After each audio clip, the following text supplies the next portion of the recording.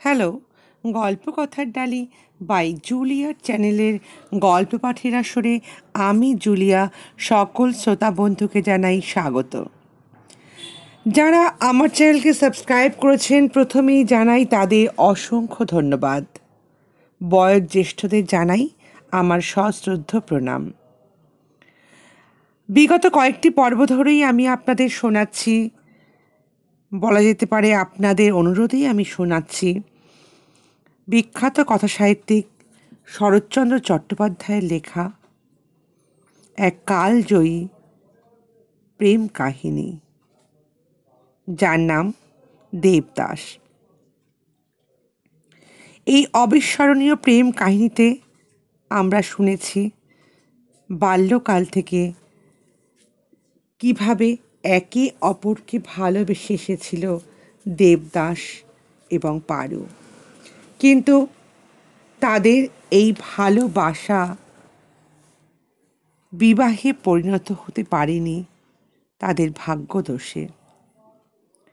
পার্বতীকে বিয়ে করে চলে যেতে হয়েছে অন্যত্র, যেখানে তার স্বামী তাকে দ্বিতীয়বার গ্রহণ করেছে এবং পার্বতীরও আগের পক্ষের বড় বড় ছেলে মেয়ে ছিল।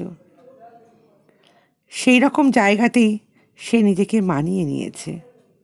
দেবদাস একা পার্বতী ছাড়া নিজেকে সমাজ জীবনে আর নতুন করে প্রতিষ্ঠিত হতে চায়নি।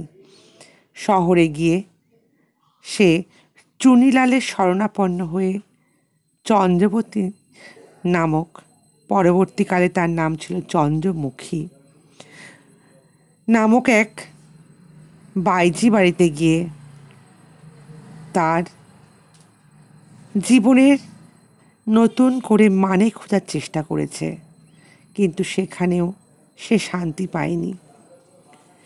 আস্তে আস্তে সে এতটাই মাদকাসক্ত হয়ে পড়েছে যে তার সাংসারিক জীবন তার কাছে একেবারেই মদহীন, যেন অসম্পূর্ণের মতন মনে হতে থেকেছে।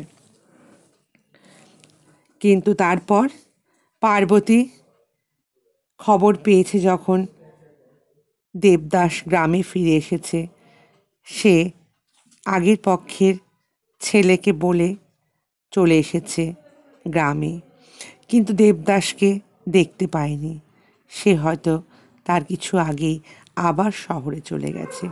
চন্দ্রমুখীও ক্রমে ক্রমে দেবদাসের প্রেমে পড়ে নিজের গণিকা বৃত্তি থেকে সরে এসে একাকী জীবন কাটানোর জন্য পণ করেছে। তারপর সে গ্রামে এসে দেবদাসের খোঁজ করেছে, কিন্তু সেখানেও তাকে দেখতে পায়নি। অকস্মাৎ সে একবার দেখার জন্য মরিয়া হয়ে উঠেছিল দেবদাসকে। তারপর বাধ্য হয়ে সে আবার কলকাতায় চলে আসে। ঠাকুরের কাছে অনেক কাকুতি মিনতি করার পর তার অদৃষ্ট শরণাপন্ন হয় দেবদাসের জন্য। কিন্তু হ্যাঁ, দেবদাসকে সে দেখতে পায় মাদকাসক্ত অবস্থায় রাস্তার এক ধারে বসে কি যেন বিড়বিড় করে এক মনে বলে যায়। তারপর কি হলো, চলুন শুরু করা যাক আজ ১২ পর্ব। দেবদাসকে পেয়ে যখন সে জানতে চায় সে ওখানে কেন, তখন দেবদাস তাকে বলে সে তাকে চেনে কি না। সে যখন বলে হ্যাঁ সে দেবদাসকে চেনে, তখন চন্দ্রমুখী তাকে প্রশ্ন করে, একটু মদ খাবে? চন্দ্রমুখীর গলাটা জড়াইয়া ধরিয়া তখন দেবদাস কহিল, এমন বন্ধু কে বাবা তুমি?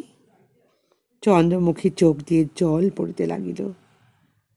তখন বহু পরিশ্রমে টলিয়া টলিয়া তাহার গলা ধরিয়া কোনো ক্রমে উঠিয়া দাঁড়াইয়া কিছুক্ষণ মুখ পানে চাহিয়া বলিল, বাহ, এ যে খাসা জিনিস। চন্দ্রমুখী কান্নার আর হাসি দুটো এক হয়ে গেল। কহিল, হ্যাঁ হ্যাঁ, বেশ জিনিস। এখন আপাতত আমার কাঁধে ভর দিয়ে একটু এগিয়ে চলো দেখি। একটা গাড়ি চাই তো দেখি। তা চাই বই কি। পথে আস্তে আস্তে দেবদাস জড়িত কণ্ঠে কহিল, সুন্দরী, আমাকে তুমি চেনো? আবার চন্দ্রমুখী কহিল, হ্যাঁ, চিনি তো। দেবদাস আবার যেন আনমনা হইয়া গেল। দ্বারের নিকট দাঁড়াইয়া পকেটে হাত দিয়া কহিল, সুন্দরী, কুড়িয়ে তো আনলে, কিন্তু পকেট যে ফাঁকা, কিছুই নেই। চন্দ্রমুখী নীরবে তাহার হাত ধরিয়া টানিয়া বিছানায় শোয়াইয়া দিয়া কহিল, নাও, এবার ঘুমো। দেবদাস তেমনি জড়িত কণ্ঠে কহিল, বাবা, তোমার কিছু মতলব আছে নাকি? এই যে আমি বললাম, আমার পকেট একেবারে খালি, কিচ্ছু নেই, কিছু পাবারও তোমার আশা নেই, বুঝলে রূপসী? রূপসী তাহা বুঝিয়াই ছিল, কহিল, ঠিক আছে, কাল দিও। দেবদাস বলিল, এতটা বিশ্বাস ভালো নয়। কি চাও, খুলে বলো তো দেখি একটু। চন্দ্রমুখী কহিল, কাল শুনো, বলিয়া পাশের ঘরে চলিয়া গেল। চন্দ্রমুখী স্নান করিয়া নিচে রান্নার উদ্যোগে গেছে। দেবদাস চাহিয়া দেখিল, এই ঘরে কখন সে এসছে, আগে তো কখনো এখানে আসেনি। একটা জিনিসও তো সে চিনতে পারছে না। তাহার গতরাত্রের কোনো কথাই তখন মনে পড়িল না, শুধু স্মরণ হইল কাহার একটা আন্তরিক সেবা সে পাইয়াছে। কে যেন তাকে খুব স্নেহ করে ঘুম পাড়াইয়া দিয়া গিয়াছে।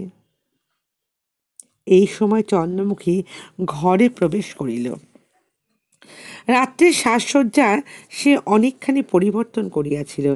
গায়ের গহনাগুলো ছিল বটে, কিন্তু পরনে রঙিন কাপড়, কপালে টিপ, মুখে পানের দাগ, এ সমস্ত কিচ্ছু ছিল না। নিতান্তই একখানি সাদাসিধা কাপড় পরিয়া ঘরে ঢুকিয়াছিল। দেবদাস মুখপানে চাহিয়া হাসিয়া উঠিল। কোথা থেকে কাল আমাকে ডাকাতি করে আনলে বলো তো? চন্দ্রমুখী বলিল, ডাকাতি করিনি, পথ থেকে শুধু কুড়িয়ে এনেছিলাম। দেবদাস হঠাৎ গম্ভীর হইয়া বলিয়া উঠিল, তা যেন হলো, কিন্তু তোমার আবার এসব কি? কবে এলে এখানে? গায়ে যে গয়না ধরে না দেখছি, কে দিল তোমাকে? চন্দ্রমুখী দেবদাসের মুখের প্রতি তার দৃষ্টিপাত করিয়া বলিল, আবার? দেবদাস হাসিয়া কহিল, না না, তা নয়, একটা তামাশাও কি করতে পারি না নাকি, সেখানে দোষ হয়? তা এলে কবে? চন্দ্রমুখী বলিল, এই 1.5 মাস হলো। দেবদাস মনে মনে যেন কি হিসেব করিল, পরে বলিল, আমাদের বাড়ি যখন গিয়েছিলে তারপরে এসেছো নাকি? চন্দ্রমুখী বিস্মিত হইয়া কহিল, তোমাদের বাড়ি গিয়েছিলাম, তুমি কি করে জানলে? দেবদাস কহিল, তুমি যাবার পরে তো আমি বাড়িতে গিয়েছিলাম। একজন দাসী যে তোমাকে বউ ঠাকুরনের কাছে নিয়ে গেছিল, তার কাছেই শুনতে পাই, কাল অশ্বত্থচূড়ির গা থেকে একজন স্ত্রীলোক এসেছিল। সে ভারী সুন্দরী। আর কি বুঝতে বাকি থাকে আমার? কিন্তু এত গয়না আবার কেন গড়ালে তুমি? চন্দ্রমুখী বলিল, গড়াইনি, এসব গিল্টির গয়না, কলকাতায় এসে কিনেছি। তবুও দেখো দেখি, তোমার জন্য আমার কত বাজে খরচ হলো, অথচ কাল আমাকে তুমি চিনতেও পারলে না। দেবদাস হাসিয়া উঠিল, কহিল, একেবারে চিনতে পারিনি বিশ্বাস করো, কিন্তু যত্নটা আমি চিনেছিলাম। অনেকবার মনে হয়েছিল আমার চন্দ্রমুখী ছাড়া এই যত্ন আর কে করতে পারে। আনন্দে চন্দ্রমুখীর কাঁদিতে সাধ হইল। কিছুক্ষণ চুপ করিয়া থাকিয়া কহিল, দেবদাস, আমাকে আর তত ঘৃণা করো আগে যা করতে, বলো না। দেবদাস জবাব দিল না। তারপর আস্তে করে বলল, হ্যাঁ, ঘৃণা করি না, বরং ভালোবাসি। দুপুরবেলা স্নান করিবার সময় চন্দ্রমুখী দেখিল দেবদাসের পেটে একখণ্ড ফ্রানেল বাঁধা রয়েছে। ভয় পাইয়া উঠিল। তারপর বলিল, ও কি, ফ্রানেল বেঁধেছ কেন ওখানে? দেবদাস কহিল, পেটে একটু ব্যথা বোধ করি জানো। তুমি এমন করছো কেন? চন্দ্রমুখী কপালে করাঘাত করিয়া কহিল, সর্বনাশ, সর্বনাশ করনি তো? লিভারে ব্যথা হয়নি তো? দেবদাস হাসিয়া কহিল, চন্দ্রমুখী, আমার বোধ হয় তাই হয়েছে, লিভারে কোনো সমস্যা। সেই দিন ডাক্তার আসিয়া বহুক্ষণ পরীক্ষা করিয়া ঠিক এই আশঙ্কাই করিয়া গেলেন। ওষুধ দিলেন এবং জানাইলেন যে যথেষ্ট সাবধানে না থাকিলে বিষম অনিষ্ট হতে পারে। অর্থ, এর অর্থ উভয়ই বুঝিল। বাসায় সংবাদ দিয়া ধর্মদাসকে আনা হইল। চিকিৎসার জন্য ব্যাংক হইতে টাকা আনা হইল। দুদিন অমনি গেল, কিন্তু তৃতীয় দিনে তাহার জ্বর দেখা দিল। দেবদাস চন্দ্রমুখীকে ডাকিয়া কহিল, খুব সময় এসেছিলে জানো, না হলে হয়তো আর তোমাকে দেখতেই পেতাম না। চোখ মুছিয়া চন্দ্রমুখী প্রাণপণ সেবা করিতে বসিল। যুক্ত করে প্রার্থনা করিল, ভগবান, অসময়ে এতখানি কাজে লাগিবে এ আশা স্বপ্নেও আমি করি না, কিন্তু দেবদাসকে ভালো করে দাও। প্রায় মাসাধিক কাল দেবদাস শয্যায় পড়িয়া রহিল। তাহার পর ধীরে ধীরে আরোগ্য হইয়া উঠিয়া বসিল।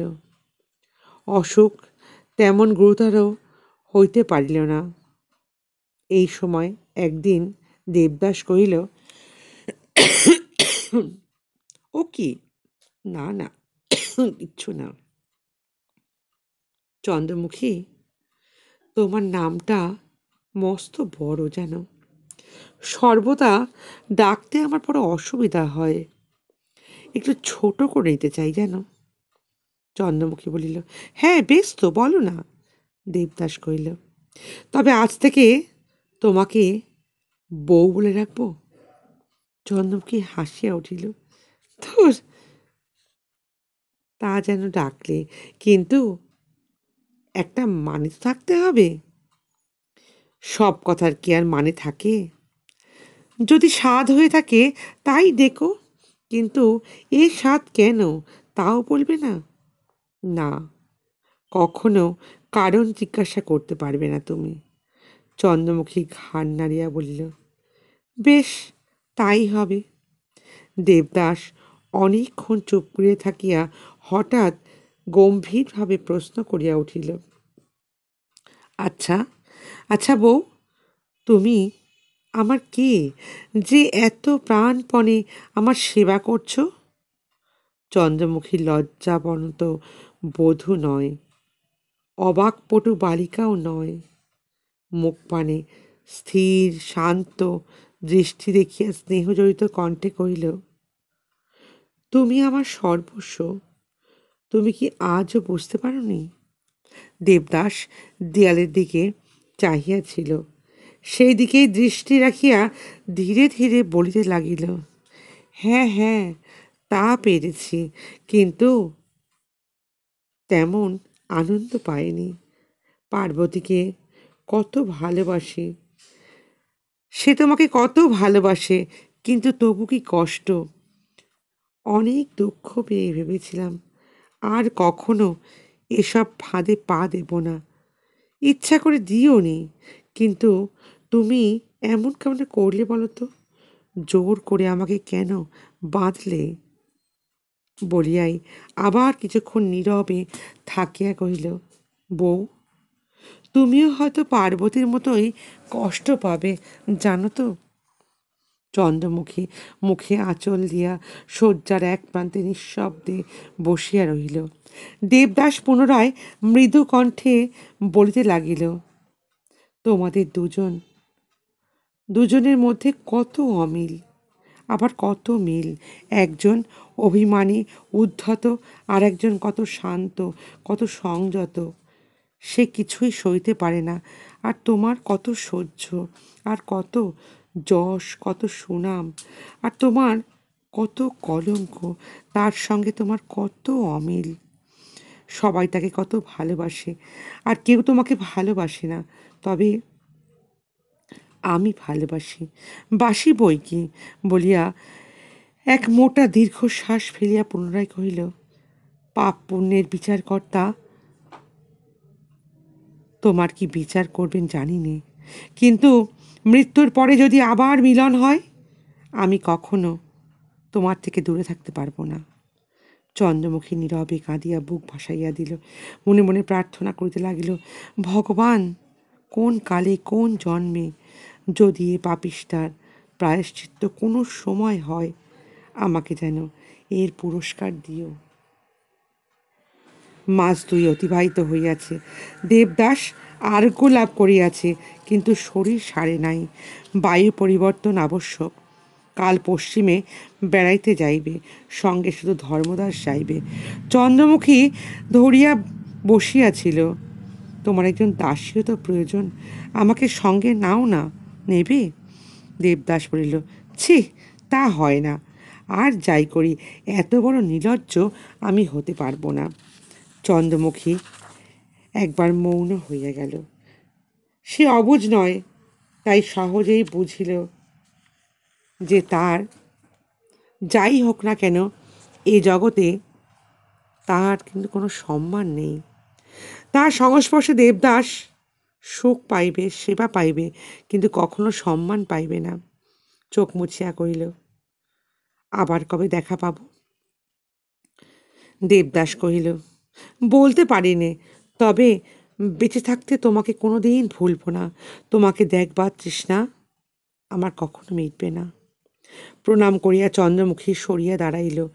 চুপি চুপি বলিল, এ আমার যথেষ্ট, এটাই আমার যথেষ্ট। এর বেশি আমি আশা করি না। যাবার সময় দেবদাস আরও 2000 টাকা চন্দ্রমুখীর হাতে দিয়ে বলিল, রেখে দাও, মানুষের শরীরের তো বিশ্বাস নেই, শেষে তুমি কি অকুলে ভাসবে? চন্দ্রমুখী ইহাও বুঝিল, তাই হাত পাতিয়া অর্থ গ্রহণ করিল। চোখ মুছিয়া জিজ্ঞাসা করিল, তুমি একটা কথা আমাকে বলে যাও। দেবদাস মুখ পানে চাহিয়া বলিল, কি বলো? চন্দ্রমুখী কহিল, বড় বউ ঠাকুরন বলেছিলেন তোমার শরীরে খারাপ রোগ জন্মেছে, এ কি সত্যি? প্রশ্ন শুনিয়া দেবদাস দুঃখিত হইল। কহিল, বড় বউ সব পারেন, কিন্তু তাহলে তুমি জানতে না? আমার আমার কোন কথা তোমার অজানা বলো? এ বিষয়ে তুমি যে পার্বতীরও বেশি। চন্দ্রমুখী আর একবার চোখ মুছিয়া কহিল, বাঁচলুম, কিন্তু তবুও খুব সাবধানে থেকো। তোমার শরীর একে মন্দ, তার উপর দেখো কোনোদিন ভুল করে বসো না যেন। প্রত্যুত্তরে দেবদাস শুধু হাসিল, কথা কহিল না। চন্দ্রমুখী কহিল, আচ্ছা, আর একটা ভিক্ষে। এতটুকু দেহ যদি তোমার খারাপ হয়, তখন কি হবে বলো? আর তোমার যদি একটু শরীর খারাপ হয়, আমায় খবর দেবে বলো। দেবদাস তাহার মুখ পানে চাহিয়া ঘাড় নাড়িয়া বলিল, হ্যাঁ হ্যাঁ, দেব বই কি বউ। আর একবার প্রণাম করিয়া চন্দ্রমুখী কাঁদিয়া কক্ষান্তরে পালাইয়া গেল। কলিকাতা ত্যাগ করিয়া কিছুদিন যখন দেবদাস এলাহাবাদে বাস করিতেছিল, তখন হঠাৎ একদিন সে চন্দ্রমুখীকে চিঠি লিখিয়াছিল। বউ, মনে করেছিলাম আর কখনো ভালোবাসব না। একে তো ভালোবেসে শুধু শুধু হাতেই ফিরে আসাটা বড় যাতনা, তারপরে আবার নতুন করে ভালোবাসতে যাওয়ার মধ্যে বিড়ম্বনা খুব, জানো। সংসারে এই বিড়ম্বনার থেকে আর বেশি কিচ্ছু নেই। প্রত্যুত্তরে চন্দ্রমুখী কি লিখিয়াছিল তাহাতেও আবশ্যক তাহার নাই, কিন্তু ওই সময়টায় দেবদাসের কেবলই মনে হইত সে একবার এলে হয় না। পরক্ষণে সভয়ে ভাবিত, না না, কাজ নেই, থাক, কোনোদিন পার্বতী যদি জানতে পারে। এমনি করিয়া একবার পার্বতী চন্দ্রমুখী তাহার হৃদয় রাজ্যে বাস করিতেছিল, কখনো বা দুজনেই, কখনো বা একে অপরের পাশে। তাহার হৃদয় পটে ভাসিয়া উঠিত, যেন উভয়ের মধ্যেই কত ভাব মনের মাঝে দুজনেই পাশাপাশি বিরাজ করিত। কোনোদিন বা অন্তত অকস্মাৎ মনে হইত তাহারা দুজনেই যেন ঘুমাইয়া পড়িয়াছে। এই এই সময়টায় মনটা তাহার এমনি অন্তঃসার শূন্য হইয়া পড়িত যে শুধু একটা নির্জীব অতৃপ্তি তার মনের মধ্যে মিথ্যা প্রতিধ্বনির মতো ঘুরিয়া বেড়াইত। তারপরে দেবদাস লাহোরে চলিয়া গেল। এখানে চুনিলাল একটা কাজ করিতেছিল, সন্ধান পাইয়া দেখা করিতে আসিল। বহুদিন পরে দেবদাস সুরা স্পর্শ করিল। চন্দ্রমুখীকে মনে পড়ে। তারপর সে নিমেষে তার নিষেধ মনে হলো। মনে হয় তার কত বুদ্ধি, সে কত শান্ত ধীর, আর তার কত স্নেহ। পার্বতী এখন বোধহয় ঘুমিয়া পড়িয়াছিল, শুধু সে কত শান্ত, শুধু এক মনে জ্বলে উঠেছিল তখন কেবলমাত্র চন্দ্রমুখী। কিন্তু এখানকার জলবায়ু তাহার সহিল না। মাঝে মাঝে অসুখ হলো, পেটের কাছে আবার যেন ব্যথাটা বোধ হইল। ধর্মদাস একদিন কাঁদো কাঁদো হইয়া কহিল, দেবতা, তোমার শরীর বোধহয় আবার খারাপ হচ্ছে, চলো না অন্য কোথায় চলে যাই। দেবদাস অন্যমনস্কভাবে জবাব দিল, ঠিক আছে, চল যাই। দেবদাস প্রায় বাসাতে এখন মদ খায় না। চুনিলাল আসলে কোনো কোনো দিন খায়, কোনো দিন আবার শুধুই ভাতেই বাইরে বেরিয়ে যায়। রাত্রি শেষে বাড়ি ফিরে আসে, কোনো রাত্রি বা একেবারেই আসে না। আজ দুদিন হতে হঠাৎ তাহার দেখা নেই। কাঁদিয়া ধর্মদাস অন্ন জল স্পর্শ করিল না। তৃতীয় দিন দেবদাস জ্বর লইয়া বাড়িতে ফিরিয়া আসিল, শয্যা লইল, আর উঠিতে পারিল না। ৩-৪জন ডাক্তার আসিয়া চিকিৎসা করিতে লাগিল। ধর্মদাস কহিল, দেবতা, কাশিটা মাকে খবর দিই না। দেবদাস তাড়াতাড়ি বাধা দিয়া কহিল, ছি ছি, মাকে কেন? এ মুখ আমি মাকে কি দেখাতে পারি বল? ধর্মদাস প্রতিবাদ করিল, রোগ শোক সকলেরই আছে, কিন্তু তাই বলে কি এত বড় বিপদের দিনে মাকে লুকিয়ে যাওয়া উচিত? তোমার কোনো লজ্জা নেই দেবতা? চলো না, কাশিতে চলো। দেবদাস মুখ ফিরাইয়া কহিল, ধর্মদাস, এই সময় তার কাছে যেতে আমি পারবো না, ভালো হই তারপর যাব। ধর্মদাস একবার মনে করিল চন্দ্রমুখীকে খবর দেয়, কিন্তু নিজে তাকে এত ঘৃণা করিত যে তাহার মুখ মনে পড়িয়া মাত্রই সে চুপ করিয়া গেল। দেবদাসের নিজেরও অনেকবার এই কথা মনে হইল, কিন্তু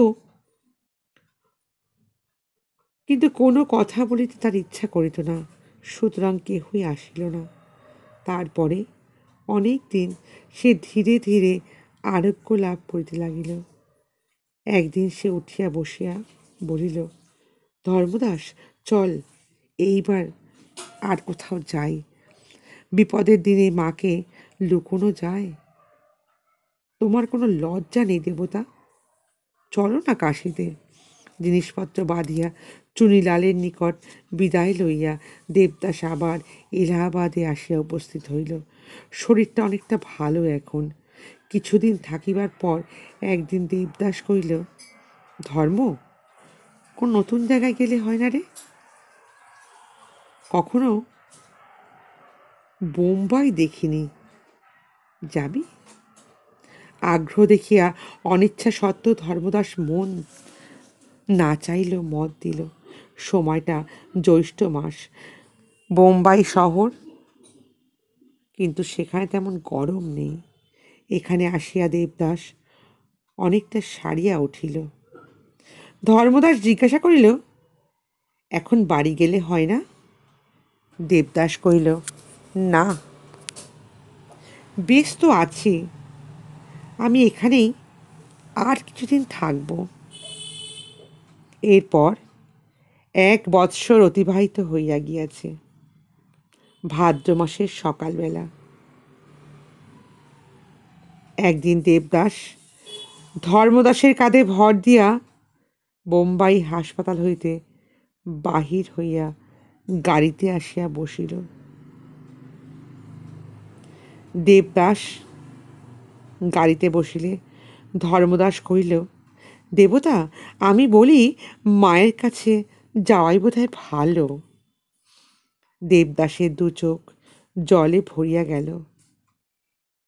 আজ কদিন হইতেই মাকে তাহার দেখতে খুব ইচ্ছা করিতেছিল। হাসপাতালে পড়িয়া যখন তখন এই কথাই সে ভাবিতেছিল। এই সংসারে তাহার সবই আছে, অথচ কিছুই নাই, কেহই নাই। তাহার মা আছেন, বড় ভাই আছেন, ভগিনীর সহিত পার্বতী আছে, চন্দ্রমুখীও আছে, তাহার সব আছে, কিন্তু সে আর কাহারও তো নাই। ধর্মদাসও কাঁদিতেছিল। কহিল, তাহলে দাদা, মায়ের কাছে যাবে? কি স্থির করলে? দেবদাস মুখ ফিরাইয়া অশ্রু মুছিল, বলিল, এরপর দেবদাস কি বলবে ধর্মদাসকে? সে এখন কোথায় যাবে?